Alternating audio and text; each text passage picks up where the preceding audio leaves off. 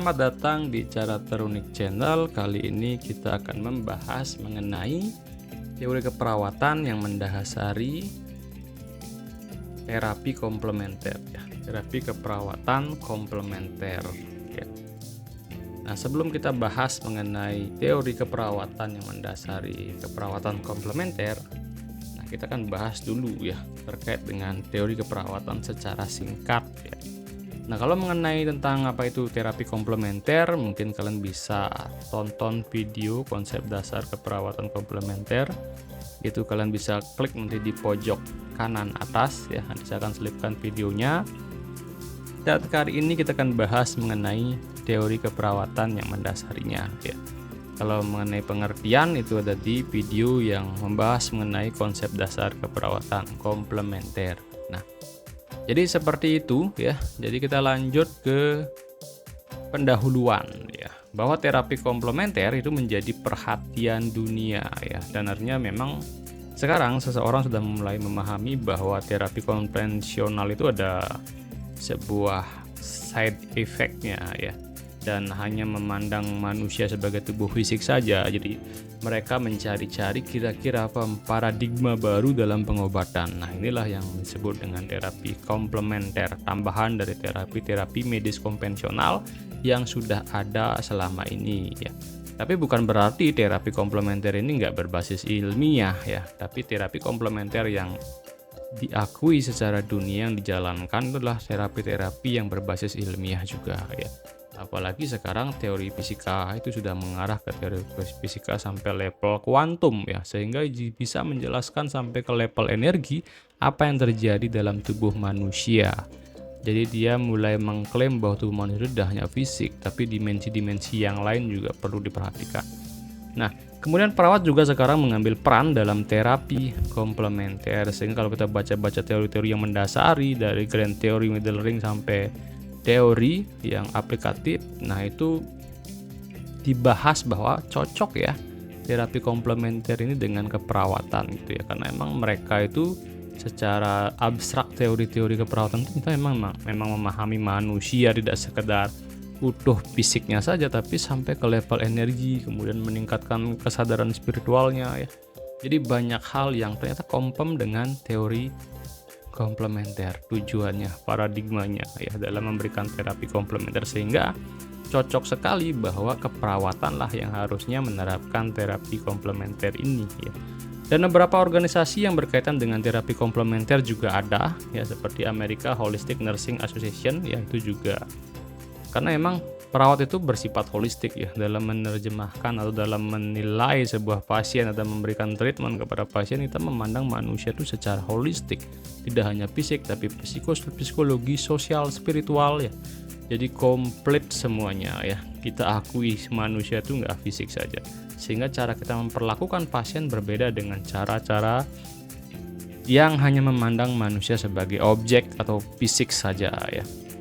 Kemudian ada juga asosiasi Nurse Healer Professional Associate ya. Jadi itu juga secara internasional juga ada. Kemudian juga National Center for Complementary atau Alternative Medicine. Nah, itu NCCEM. Nah, ini yang paling terkenal sebenarnya, yang membagi beberapa jenis-jenis terapi komplementer. Nah, itu ada di video terkait dengan pemahaman dasar terapi komplementer yang kalian bisa tonton nanti di link yang sudah saya selipkan di pojok kanan atas. Kemudian di Indonesia sendiri itu ada Himpunan Perawat Holistik Indonesia. Nah, ini perawat yang sebuah organisasi di Indonesia yang kumpulan orang-orang perawat yang melakukan terapi holistik. Karena di Indonesia sendiri itu perawat nggak boleh memberikan obat. Dan memang secara teori kalau kita bahas dari teori keperawatan dari grand teorinya juga tidak pernah perawat itu memberikan obat ya. Tapi perawat itu adalah caring ya. Caring itu yang menggunakan perawat sebagai jembatan untuk membantu pasien membawa ke level penyembuhan ya. Jadi seperti itu, membawa kesadaran yang dari dia menyadari dirinya sakit menjadi dia menjadi orang yang sehat. Jadi nggak ada tuh menggunakan ketiga ya, pihak ketiga untuk menyembuhkan. Jadi dengan membangun relasi antara perawat dengan pasien itu sudah akan terjadi proses penyembuhan. Nah, karena ketika berkomunikasi, berinteraksi dengan pasien dan perawat itu adalah sebuah proses healing gitu ya. Jadi seperti itu. Nah, beda dengan dokter. Jadi kalau dokter dia menggunakan pihak ketiga untuk penyembuhan.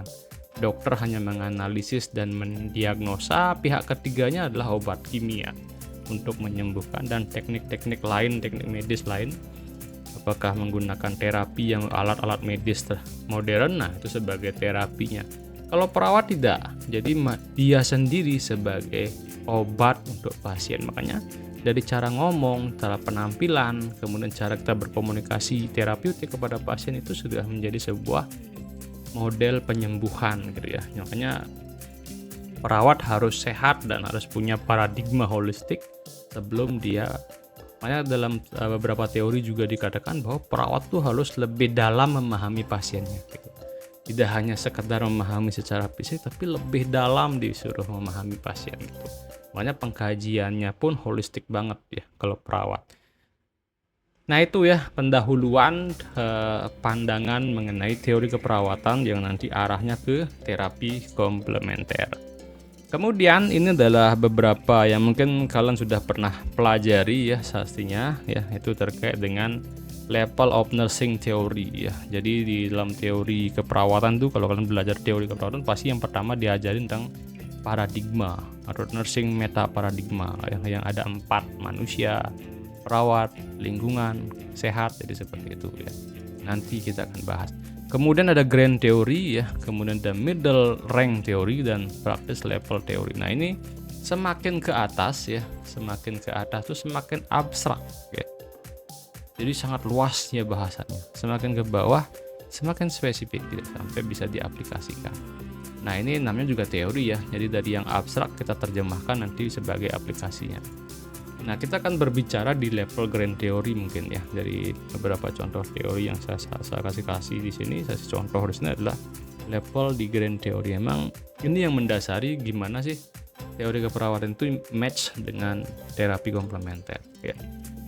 Nah, lebih detail tentang ini ya mungkin kalian bisa pelajari nanti ya. Kalau kalian sudah level master ya, ke S2 keperawatan baru disuruh mendalami semua ini. Kalau sarjana mungkin diajarkan dalam filosofi keperawatan materinya ya, dan saya rasa kalian akan sudah diajari ya. Nah, di sini kita nggak bahas mendalam tentang itu, tapi kalau kalian pengen nanti kita akan buatkan video khusus terkait dengan teori keperawatan. Nah, ini nursing paradigmanya ya. Jadi ada person, manusia, kemudian sehat, kemudian ada lingkungan, ada nursing keperawatan itu sendiri ya. Nah, cara memandang manusia dalam keperawatan itu adalah ya tidak hanya sekedar individu tapi juga family dan juga social community itu dianggap sebagai manusia, person itu sendiri ya. Kemudian kita juga memandangnya tidak secara fisik tapi holistik ya, biopsikososial, spiritual.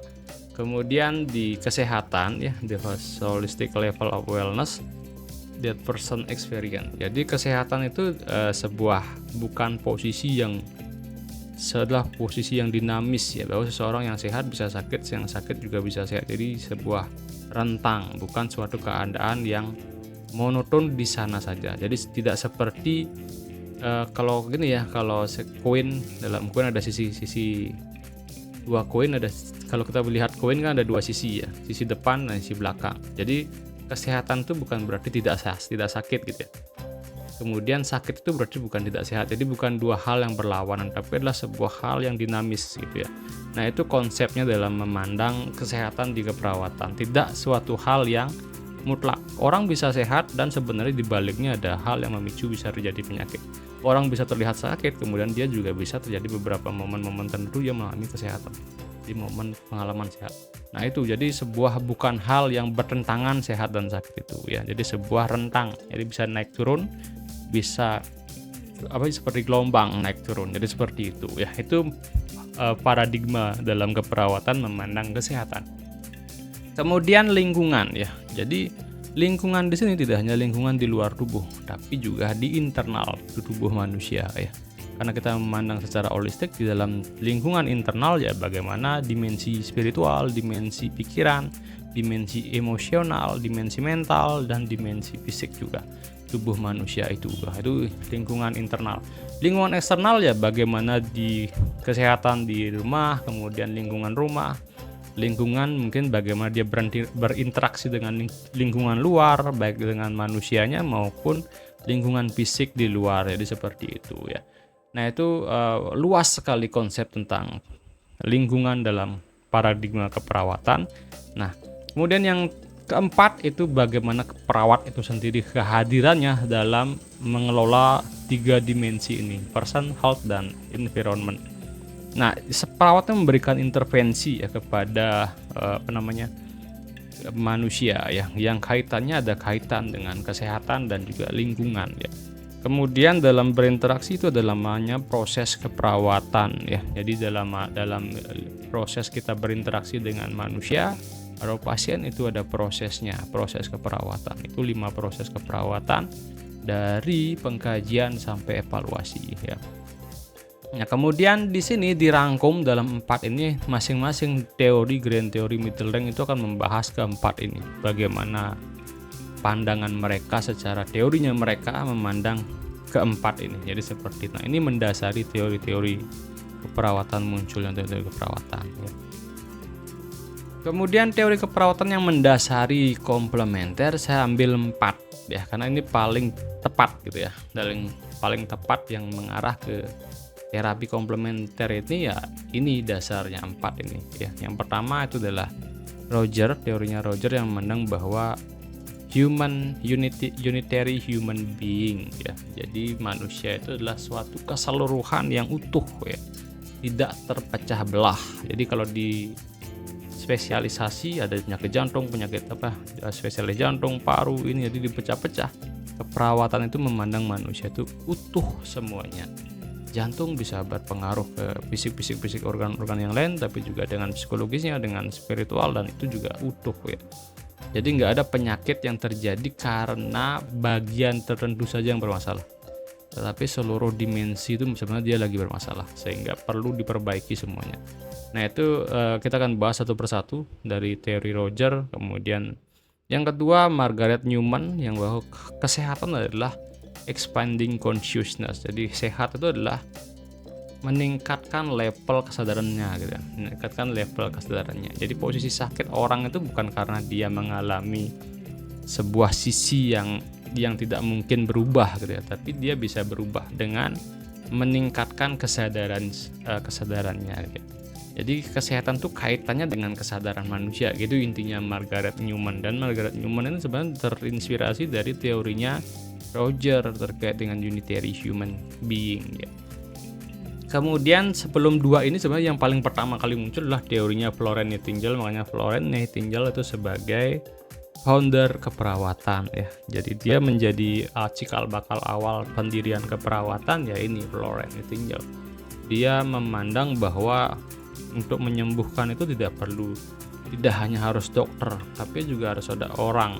Nah inilah cikal bakal pendirian teori keperawatan itu Florence Nightingale. Nah Florence Nightingale itu awal-awalnya dia membahas tentang buku What is It dan What is Not. Jadi seperti itu, apa yang boleh dan tidak boleh. Nah emang dia lebih ke pengaruhnya ke lingkungan, bahwa ketika terjadi perang itu beberapa hal lingkungan itu mempengaruhi penyembuhan luka pada pasien ya.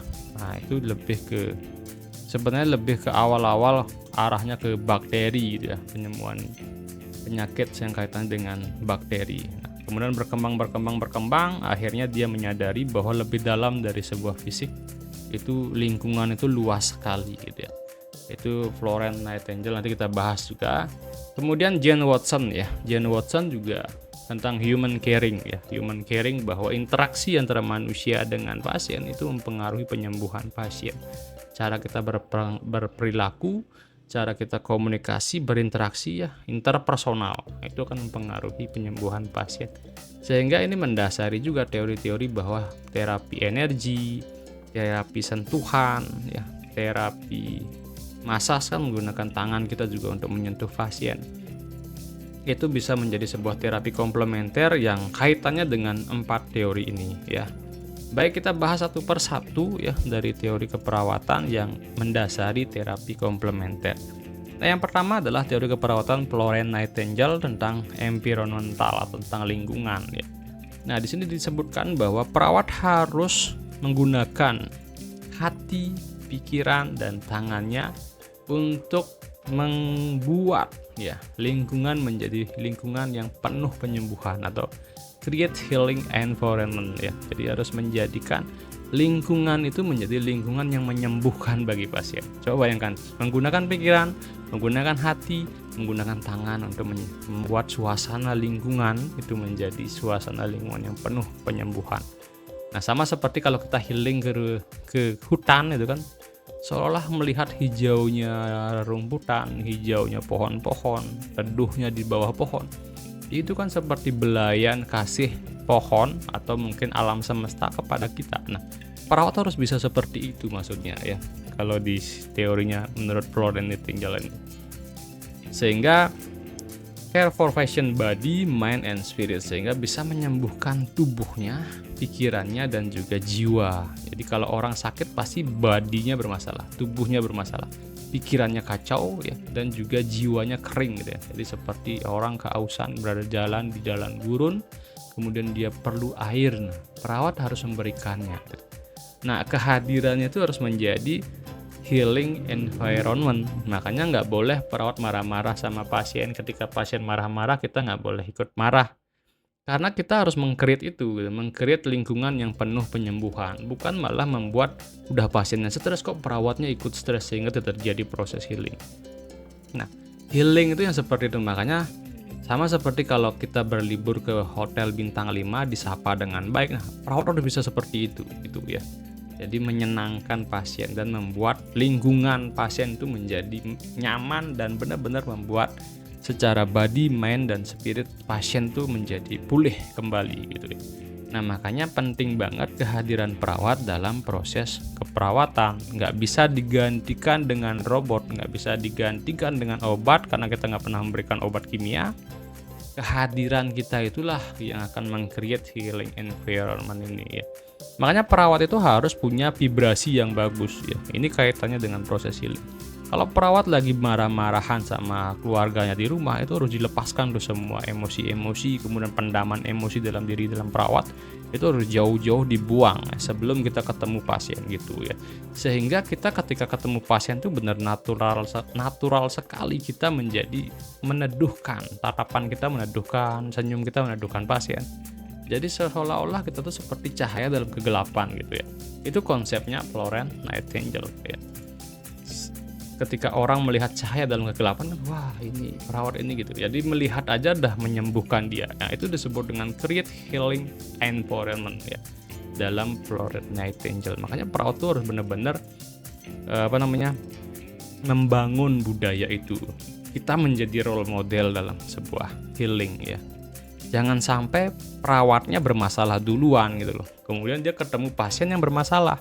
Artinya ketika banyak pendaman emosi marah pada seorang perawat, mungkin dia bermasalah di rumah sering dimarah-marahi, kemudian dia lagi banyak sekali pendaman emosi, terus dia ke rumah sakit merawat pasien yang lagi marah-marah. Nah, terjadilah menuangkan marahnya kepada pasiennya. Itu nggak boleh terjadi ya menurut Florence Nightingale ya tentang environment. Nah, proses healing ini juga seperti itu ya. Kalau kita sudah punya energi vibrasi yang bagus, maka sentuhan kita itu akan membuat penyembuhan pada pasien. Makanya kita harus membangun itu ya. Maka kita tidak hanya belajar tentang teorinya saja, tapi kita harus mempraktekkan bagaimana caranya kita membangun vibrasi energi yang positif dan sehingga seluruh tubuh kita ini menjadi penyembuh bagi pasien gitu ya. Nah, itu nggak boleh sembarangan orang kan gitu ya. Jadi perawat. Jadi harus membangun attitude dan juga pola atau mungkin tubuh ini sebagai sebuah penyembuhan bagi pasien ya. Nah, sama seperti makanya kalau di dalam teorinya Jane Watson itu jelas sekali dia membangun ya bagaimana membangun budaya itu ya membuat kita menjadi caring kepada pasien otomatis ya membangun budaya itu dengan cara ya setiap hari bermeditasi. Jadi seperti itu Jane Watson meng-create seperti itu. Nah, istilahnya Jane Watson adalah centering ya, centering. Centering itu berarti kita harus sering masuk ke dalam diri kita, mengintrospeksi diri kita sebelum kita ke pasien gitu ya. Jadi kita benar sadar penuh dalam keadaan yang penuh compassion. Jadi dalam istilahnya si Jane Watson itu altruistic. Jadi kita menjadi orang yang altruistic, penuh kasih gitu ya, compassion. Nah itu istilahnya. Karena kalau kita melatih kesadaran, berlatih meditasi setiap hari, akan tumbuh secara otomatis sifat-sifat itu gitu ya. Nah ini match dengan Nightingale, Florence Nightingale. Makanya kalau seorang penyembuh gitu ya, healer, itu kalau secara tradisional, kalau di Bali juga ya, seorang healer itu pasti adalah praktisi meditation gitu ya. Orang yang sudah bertahun-tahun, puluhan tahun itu melatih kesadaran, melatih meditasi, itu akan menjadikan dirinya sebagai jembatan untuk healing kepada pasien. Sehingga orang-orang yang vibrasinya bagus itu didekati sama orang seperti vibrasinya bagus, dekat sama dia aja udah meneduhkan sekali rasanya gitu ya. Apalagi komunikasi dengan orang yang punya vibrasi dan kesadaran spiritual yang tinggi. Nah, itu yang dimaksud oleh Florence Nightingale, create healing environment. Nah, apakah perawat sekarang sudah seperti itu? Nah, itu pertanyaannya sekarang. Bukan sekedar ijazah escape nurse, tapi juga bisa lebih dalam lagi ya. Karena ini keuntungannya adalah keuntungan bagi diri sendiri dan juga keuntungan bagi pasien. Kalau kita punya kesadaran vibrasi yang bagus, itu juga kita menjadi penyembuh bagi diri sendiri dan juga penyembuh bagi orang lain. Nah ini kaitannya tidak hanya sekedar agama, tapi lebih dalam dari agama, dan itu adalah kaitannya dengan spirituality. Nah kemudian juga menurut Alligood 2013, Nightingale menyadari bahwa ada kaitannya perubahan lingkungan sosial dapat mempengaruhi status kesehatan individu ya. Lingkungan sosial yang bagus juga akan mempengaruhi status kesehatan individu ya. Lingkungan sosial tempat tinggal pasien, nah itu juga sangat mempengaruhi. Makanya dulu kalau nggak salah itu ada namanya efek Maharishi efek gitu ya, Maharishi efek. Jadi Maharishi Patanjali itu mengadakan sebuah riset. Ketika di suatu tempat itu orang-orang 1% saja orang-orang di dalam satu komunitas itu, dalam satu desa atau salah provinsi itu melakukan meditasi ya, praktisi meditasi, ternyata angka kejahatan menurun ya, angka kesakitan menurun. Jadi seperti itu disebut dengan Maharishi efek ya. Nah, itu yang dimaksud dengan perubahan lingkungan sosial dapat mempengaruhi status kesehatan individu ya. Kemudian yang ketiga, menurut Wells, filosofi yang dipakai Nightingale itu ada 3 prinsip, yaitu healing, leadership, and global action. Nah ini. Jadi kalau semua perawat melakukan sebuah terapi positif atau mungkin dia membangun budaya di dalam internal environmentalnya ya, jadi dia menumbuhkan kesadaran compassionnya, menumbuhkan rasa welas asihnya. Nah itu adalah kita membangun sebuah healing gitu ya, sebuah lingkungan yang healing. Kemudian otomatis kita akan menjadi leadership, jadi kita menjadi pembaharu dalam suatu komunitas ya. Karena ketika kita sudah menjadi vibrasinya positif, orang mulai berpikir, oh orang ini berubah ya, dari dulunya seperti ini sekarang kok lebih bagus lagi dia gitu. Dari penampilan juga pasti akan berubah. Kemudian ini akan menjadi global actionnya dia. Nah coba bayangkan kalau semua perawat di seluruh dunia itu punya vibrasi energi yang positif gitu ya. Dia adalah terapi yang benar-benar memancar dari dalam dirinya ya. Sama seperti dibilang, the nurse must use her brain, heart, and hand. Jadi dari dalam pikirannya, hatinya, dan tangannya itu menjadi healing environment gitu ya. Nah itu coba bayangkan kalau itu terjadi, perawat-perawat itu yang menghealing atau yang menerapi pasien-pasien di rumah sakit, pasti akan luar biasa gitu ya, pasti akan luar biasa. Dan ini kaitannya dengan terapi komplementer. Dan ini yang menjadi penyebab kenapa kalau 2 orang praktek itu walaupun obatnya sama, itu beda hasilnya. Karena vibrasinya itu nggak bisa dibuat-buat. Vibrasi orang dalam memberikan komunikasi terapi ke orang itu nggak bisa dibuat-buat. Vibrasinya itu gitu ya. Walaupun obatnya sama, 2 dokter praktek itu kalau vibrasi dokternya berbeda, hasilnya berbeda gitu ya. Nah ini sedikit contoh saja ya. Kemudian ini adalah yang dibangun dalam paradigma menurutnya Florence Nightingale ya, bahwa nurse and action itu akan mempengaruhi environment, kemudian pasien, kemudian membentuk sebuah kesehatan. Nah, ketika seseorang yang punya vibrasi yang positif, punya kesadaran spiritual yang tinggi, menyembuhkan pasien, maka kita akan menyembuhkan pasien dari dalam akar masalah ya. Orang yang sakit biasanya dia punya perspektif yang salah, dia punya level vibrasi yang rendah, dia punya kesadaran spiritual yang rendah. Nah, ketika disentuh oleh pasien yang punya kesadaran spiritual yang tinggi, kemudian dengan vibrasi yang tinggi, maka pasiennya akan meningkat kesadaran spiritualnya, kemudian dia meningkat vibrasinya, yang memicu terjadinya kesehatan. Dan interaksi antara pasien dengan perawat ini saling timbal balik. Jangan merasa bahwa perawat yang vibrasinya bagus memberikan terapi energi, mentransfer energinya itu ke pasien. Bisa saja kebalikannya gitu ya. Hati-hati gitu ya dalam konsep energi ya seperti itu. Sehingga terus harus berpraktis, jadi harus terus berlatih, perawat terus berlatih, membersihkan emosionalnya, kemudian membersihkan batinnya dalam menerapi pasien. Nah, jadi membangun lingkungan di dalam diri dan di luar diri juga penting untuk perawat, sehingga terus-menerus bisa menjaga vibrasinya lebih positif, kemudian juga sehingga ketika kita berkomunikasi juga tetap bisa menjadi terapi yang bagus untuk pasien. Nah, itu gambaran dari pola paradigma 4 itu yang kaitannya dengan Florence Nightingale. Kemudian teori Rogers yang kedua yang kita bahas bahwa manusia itu adalah unitary human being ya. Ini juga bahwa manusia itu adalah keutuhan dari keseluruhan. Nah, karena kita merasa bahwa di luar diri kita itu berbeda dengan di dalam diri kita.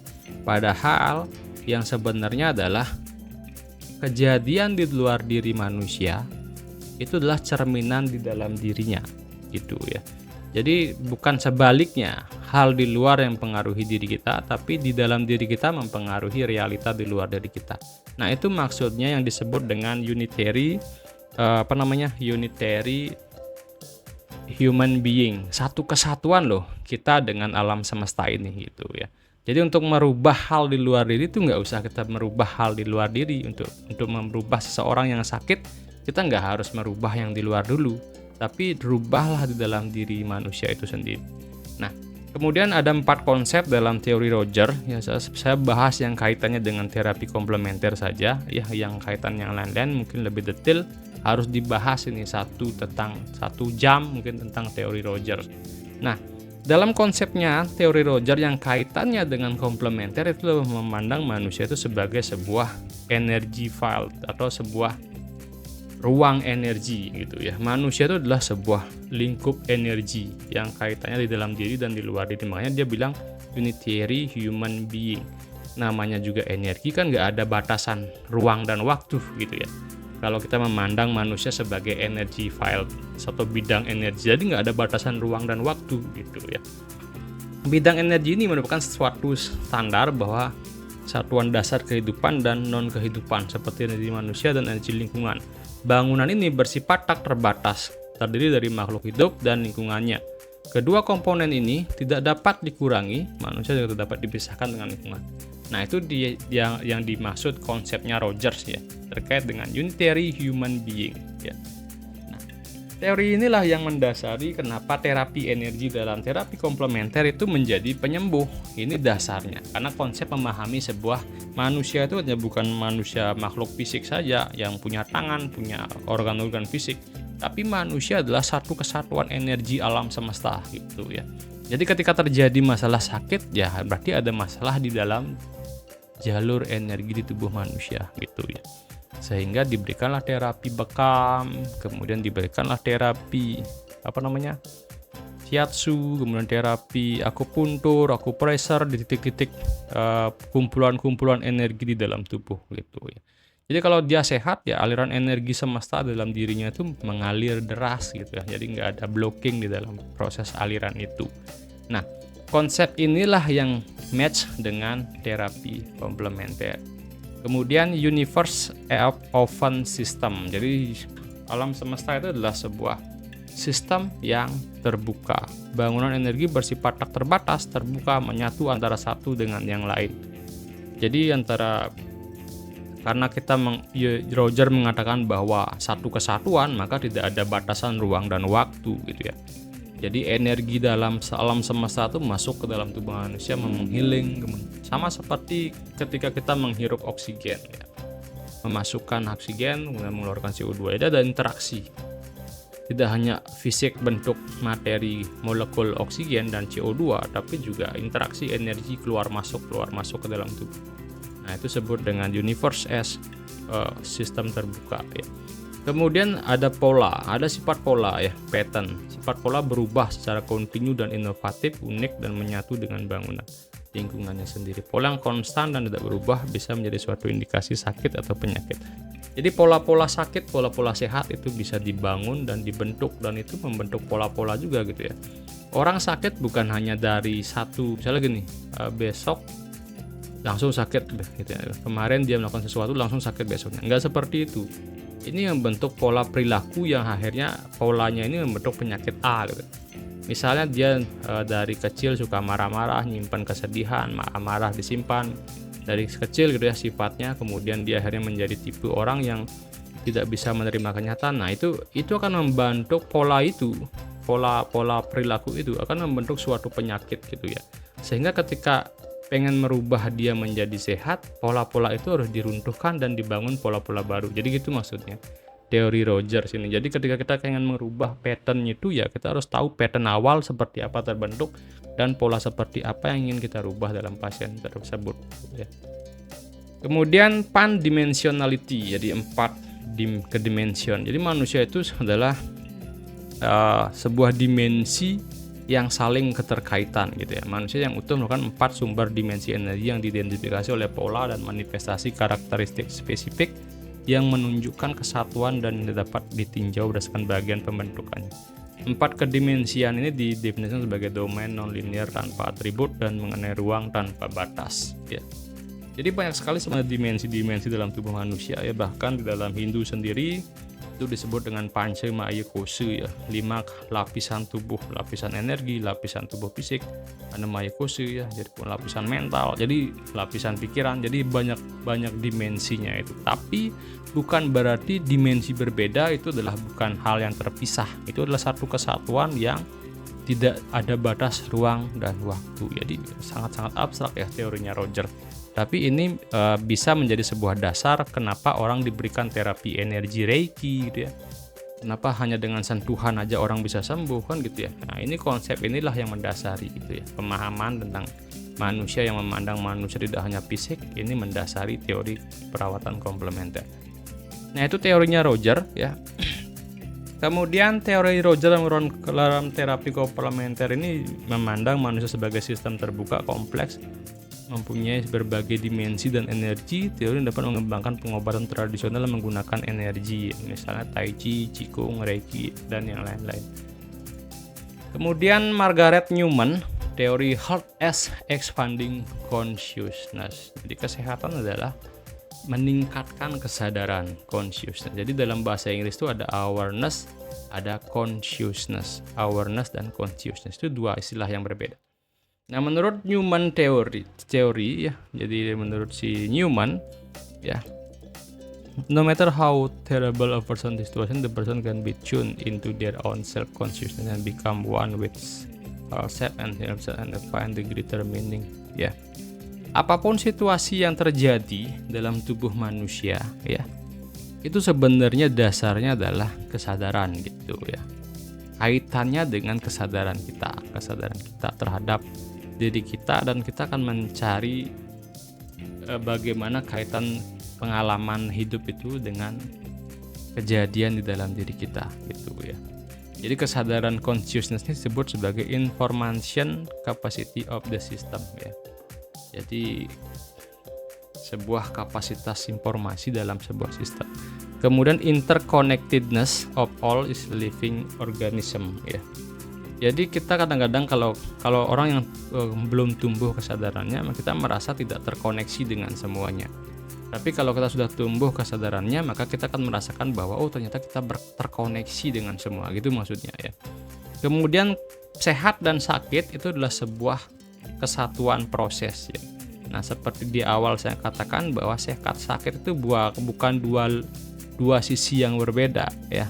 Seperti koin kita balik gitu ya, sisi yang berbeda, tapi sebuah hal yang berkesinambungan. Nah, kita bisa melihat seperti gelombang naik turun. Sehat sakit itu seperti gelombang naik dan turun gitu ya. Jadi bukan berarti sebuah kondisi yang sehat itu mutlak, sakit itu mutlak. Jadi seperti itu. Jadi sebuah unitary process, sebuah up and down gitu ya, up and down. Jadi seperti suka, ada duka, ada suka, ada duka. Selama kita hidup, kita akan mengalami kedua sisi itu gitu ya. Bukan berarti satu sisi terus-menerus gitu maksudnya ya. Health and involved pattern of consciousness are the same ya. Jadi ketika orang menyadari bahwa sehat sakit itu sebagai unitary process, maka dia sudah berada di luar dari, lebih luas dari satu sisi kesadaran gitu ya. Jadi kalau orang lagi sakit itu dia akan berada pada kesadaran dirinya tentang sakit. Nah dia kadang-kadang berpikir lebih ekstrim lagi, nggak mungkin rasanya saya sembuh. Nah itu sisi ekstrim sebuah kesadaran.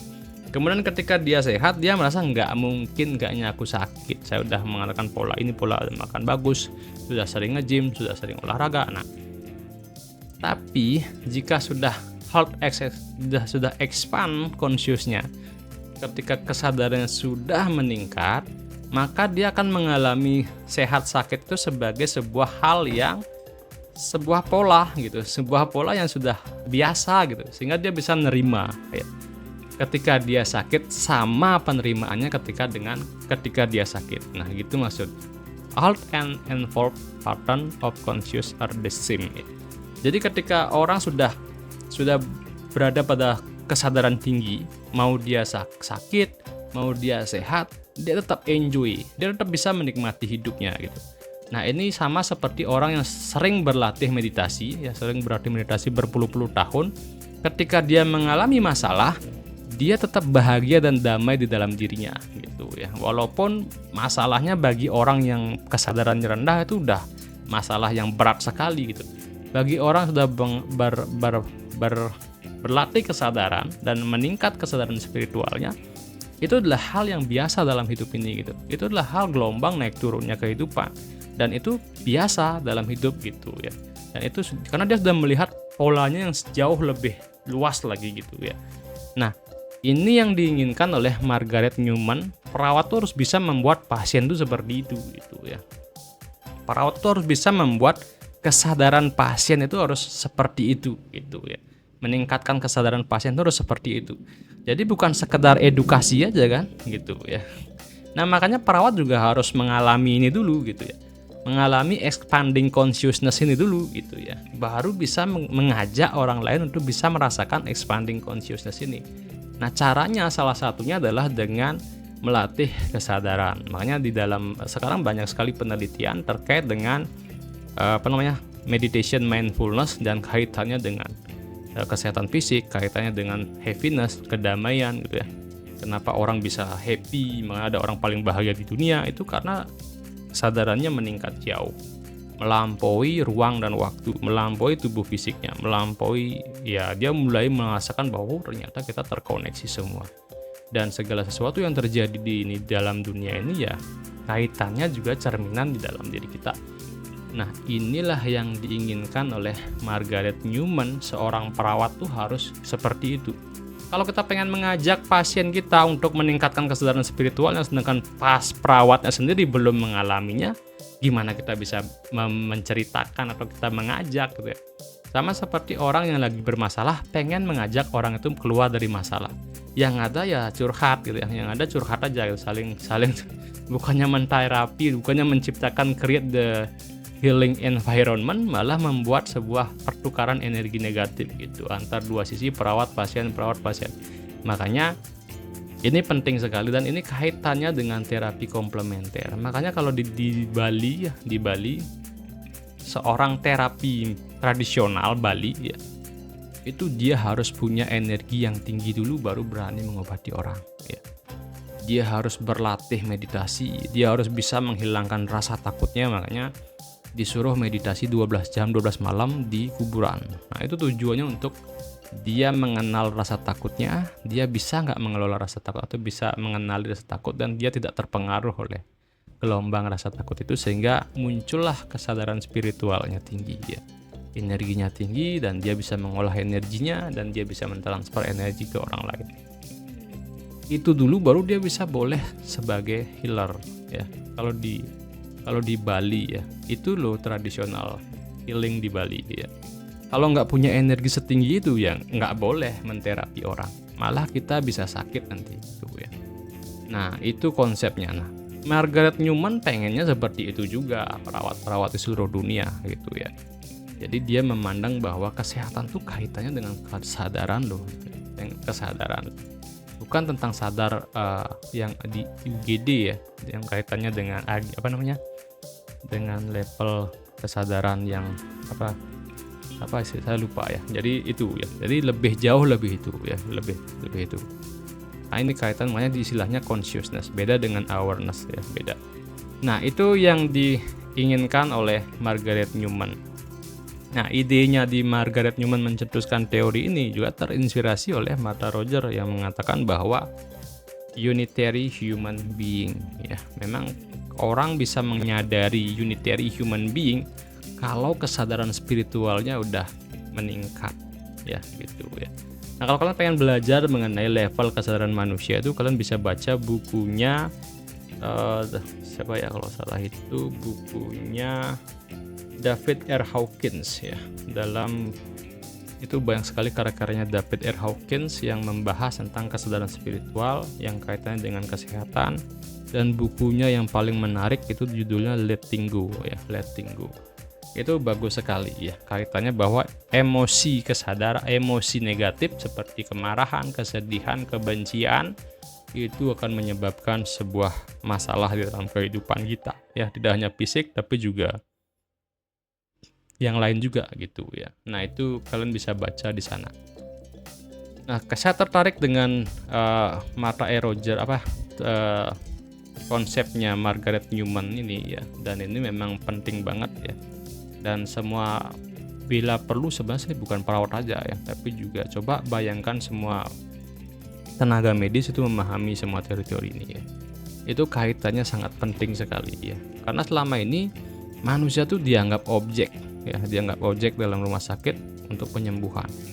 Setelah dianggap objek, dijadikan bisnis, kesehatan dijadikan bisnis, makanya biaya kesehatan tuh mahal ya, jadi seperti itu ya. Dan ketika orang sehat itu malah bergantung dengan obat gitu ya, dan sangat-sangat rendah kualitas hidupnya gitu ya. Nah kalau orang yang sudah menemukan kesadaran spiritual yang tinggi ya, maka walaupun mungkin tidak sembuh 100%, tapi dia menemukan kepuasan dan kebahagiaan dalam hidupnya gitu ya. Ini kan momen yang paling sulit dicapai manusia ya, level kebahagiaan. Orang biasanya ketika semakin tua itu semakin tidak sadar gitu ya, semakin terikat dengan kehidupan masa lalunya ya, sehingga dia tidak menjalani kehidupan tua dengan penuh kebahagiaan gitu. Coba bayangkan orang-orang yang punya kesadaran spiritual tinggi, kemudian yang dari dulunya sakit dia tumbuh kesadarannya gitu ya. Nah, maka dia akan happy menjalani penyakitnya. Ini juga kalau pasien misalnya dia hemodialisa tapi dia bertumbuh secara kesadarannya, dia akan happy menjalani kehidupan lagi cuci darah gitu. Beda dengan begitu juga penyakit-penyakit kronis seperti kanker atau penyakit-penyakit yang lain. Nah, itu ya. Makanya penting banget. Nah ini memang inspirasinya dari Martha Roger ya. Jadi person, kemudian family, and environment exist as an interconnected and unitary world. Jadi semua adalah saling keterkaitan, saling terhubung gitu ya. Unitary human being is pandimensional, jadi banyak sekali dimensi memang ya. Jadi tidak bisa kita prediksi apa yang akan terjadi, walaupun naik turun gitu kan, nah sehat sakitnya itu. Kalau kita sudah lebih melampaui dari semua itu ya, kita tetap bisa mengalami kebahagiaan dan kedamaian dalam menjalani proses sakit. Nah itu ya terkait dengan teori Martha Roger, kemudian pola-pola penting yang dari Martha Roger ini, benar ya Martha Roger, bukan dari Margaret Newman yang maksud saya, yang Health Expanding Consciousness, bahwa health is compassion, disease is non-disease state. Jadi ya kesehatan bukan kaitannya dengan ada tidaknya penyakit gitu ya. Nah menurut Newman itu kesehatan dan penyakit adalah ekspresi dari hidup, proses hidup. Makanya saya bilang itu adalah sebuah gelombang naik turunnya ya, hidup gitu. Sehat sakit itu bukan suatu kondisi yang terus menerus terjadi satu sisi gitu ya, tapi adalah gelombang naik turun, bukan sebuah logam satu sisi dua sisi gitu ya, satu sisi depan belakang depan belakang. Jadi kalau di sisi depan bukan berarti kita nggak mungkin mengalami di belakang gitu ya, tapi adalah sebuah kondisi yang bergelombang. Nah, kalau meningkat kesadaran kita bisa melihat itu sebagai sebuah fenomena yang bisa kita terima gitu ya. Kemudian ketika penyakit saat ini manifestasi underlying pattern of the person ya. Jadi penyakit itu nggak tumbuh sewaktu hari ini, tapi bisa jadi ini sebuah pola yang sudah terjadi puluhan tahun yang lalu yang kita bangun sehingga memunculkan penyakit hari ini. Untuk merubah yang semua proses itu kan perlu proses juga gitu ya. Atau kita harus ganti pola ini dengan pola baru gitu ya. Jadi seperti itu. Kita bisa memahami pola ini terjadi kalau kesadaran kita jauh lebih tinggi dari pola itu gitu ya. Nah, kalau orang lagi sakit kan dia hanya terkungkung dalam suatu pandangan ya, atau suatu kesadaran bahwa dia sedang sakit gitu ya. Tapi kalau dia bisa memflashback semua itu, momen itu sampai terjadi sakit, dan dia bisa melepaskan dan menerima semua momen itu, ya dia akan bisa membangun pattern baru, pola baru ya, dengan kesadaran yang baru gitu maksudnya ya. Namanya sehat sakit itu bukan sebuah opposite kondisi yang bertentangan ya. Jadi adalah sebuah proses. Kemudian pola ini sebuah psikologis perubahan psychological change, perubahan psikologikal ya. Nah, orang itu bisa berubah dari sakit menjadi sehat ketika dia sudah mengalami momentum pola terbentuk seperti apa aspek psikologisnya, emosional. Jadi semua emosi yang tersimpan, semua perilaku yang tersimpan itu akan menjadi manifestasi penyakit gitu ya. Nah, ketika dia tahu bahwa semua emosi yang tersimpan, semua pola perilaku yang tersimpan, pola makan yang tersimpan itu menjadi pemicunya dia sakit, nah dia akan bisa merubah itu gitu ya. Itu maksudnya. Makanya itulah kesimpulan dari Health is Expanding Consciousness dari Newman ya. Nah, ini dikatakan ya, saya garis bawahi yang ini ya, at the high level of consciousness, all opposite are reconciled. Ya. Dalam kesadaran yang tinggi, semua yang rasanya itu adalah dua hal yang berbeda, itu kita akan merasakan, oh ternyata dua hal yang berbeda yang saya lihat ini adalah sebuah fenomena interaksi yang terjadi berulang-ulang gitu ya. Nah itu ya, jadi kalau kesadaran kita tinggi, kita bisa melihat pola itu gitu ya. Kalau sudah kita lebih tinggi dari pola sakit dan sehat, nah kita akan lebih happy menjalaninya, gitulah intinya ya. Nah itu yang dimaksud dengan Health as Expanding Consciousness menurut siapa namanya, Newman ya, Margaret Newman ya teorinya. Nah teorinya ini diaplikasikan dalam keperawatan, itu part of the personality pattern emerging from interaction ya. Jadi ini ya,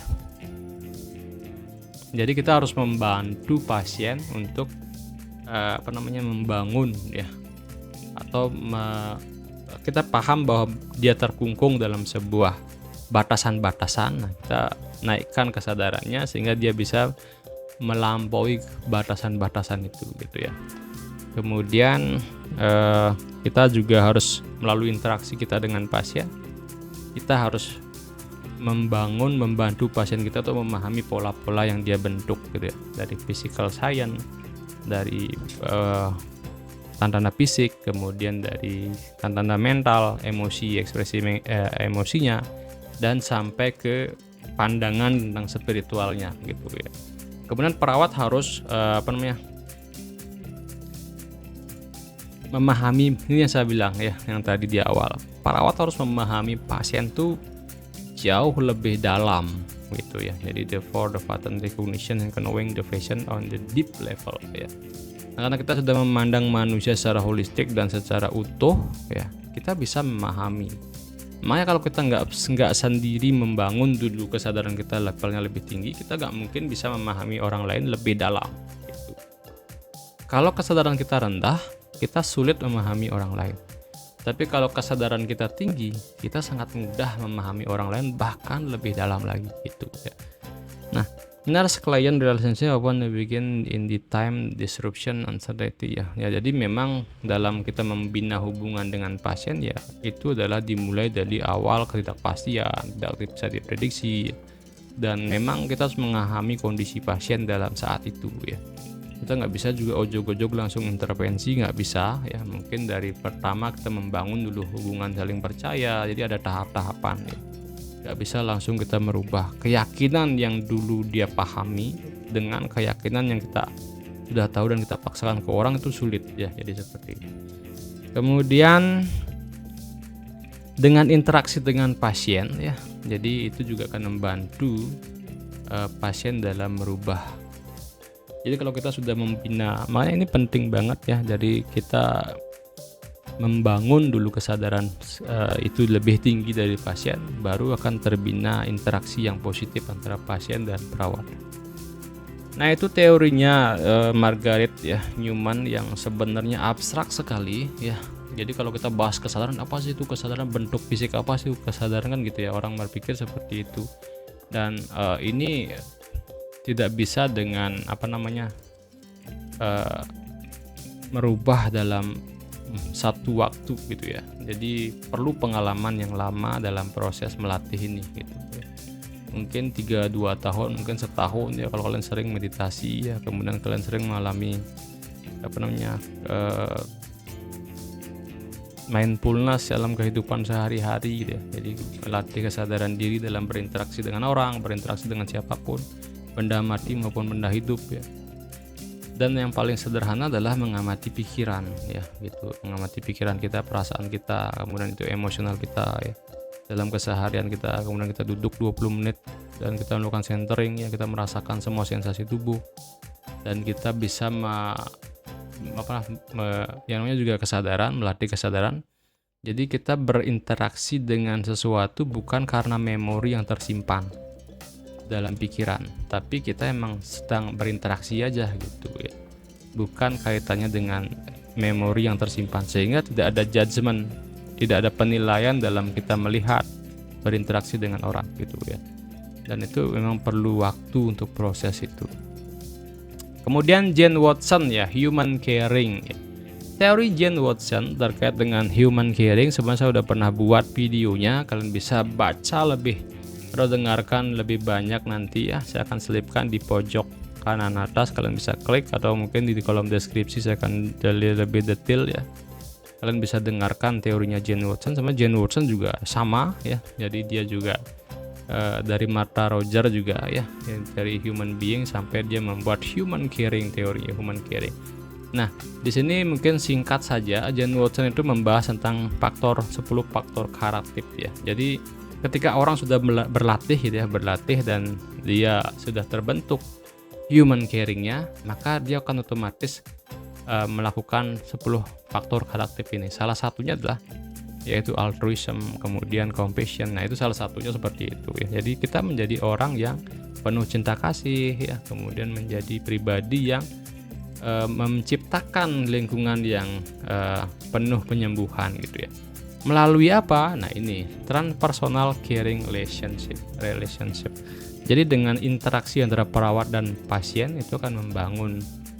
Nah, saya bilang kalau Jane Watson juga dalam bukunya, kalau kalian baca bukunya detail itu, dia juga menyarankan. Dan Jane Watson sebelum membentuk teori ini, dia juga praktisi meditation juga. Dia belajar di Tibet untuk meditasi.